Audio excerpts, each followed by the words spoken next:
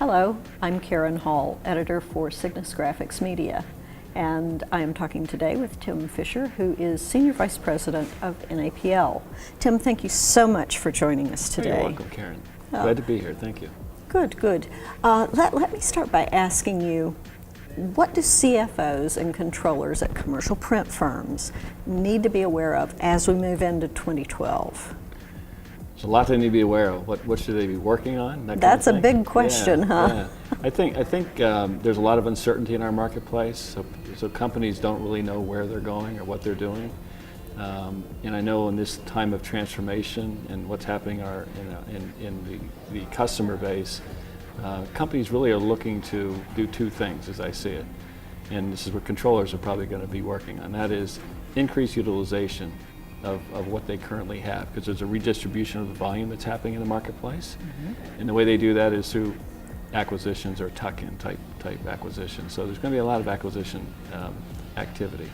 The other thing they should be looking at is conserving capital and improving their working capital models, okay, through their own operations and getting efficiencies and that kind of thing. Those are really the two things I think from a financial point of view they should work on. Okay, very good. That's good advice, of course. How much has front office automation and MIS helped the bottom line for printers? Are there hard numbers and percentages on that? You know, you hear hard numbers. I mean, you hear numbers out there. Mm-hmm. It really depends on really a couple of things. One is, you know, hard numbers would be, does it save labor and does it increase your efficiencies? And companies will tell you that it increased their capacity. It will reduce. They've reduced their front end costs and their people costs. People claim a couple of percentage points on the bottom line as a result of this. ROIs are somewhere around 18 months, is what we see on good MIS systems, looking to control kind of the processes and your internal control processes. Okay. So there's a lot of people looking at MIS systems here. I imagine there are, yeah. And there are a lot of them for them to see at Graph Expo. Sure are. Yeah. Now, tell me, Tim, when you assess a printing plant, what are 2 or 3 of the key things that you look at first? Good question. Okay, we do a lot of assessments. I'm in a lot of printing companies. We do a lot of what we call strategic business assessments. And primarily, when I look at a business, I always look at it from the view of from a customer or from a perspective buyer of the business, from an outside perspective. And so I always tend to, 3 things that we tend to talk to companies about when they want to improve the enterprise value of their business is, one, do they have good financial management? Okay, that's a key one. Underperforming, distressed companies always have poor financial management.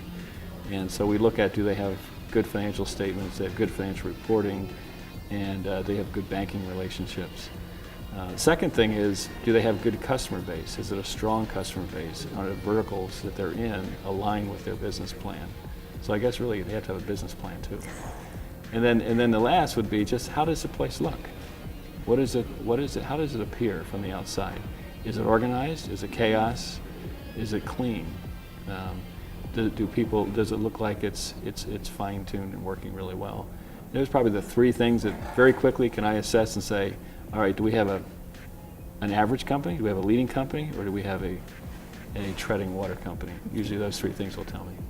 Excellent, excellent. And I'm sure that over the years you've become an expert at assessing those things just at a glance. Intuition is, pretty much, but within the first 30 minutes you can have a pretty good idea of what you're working with. Yeah. Okay.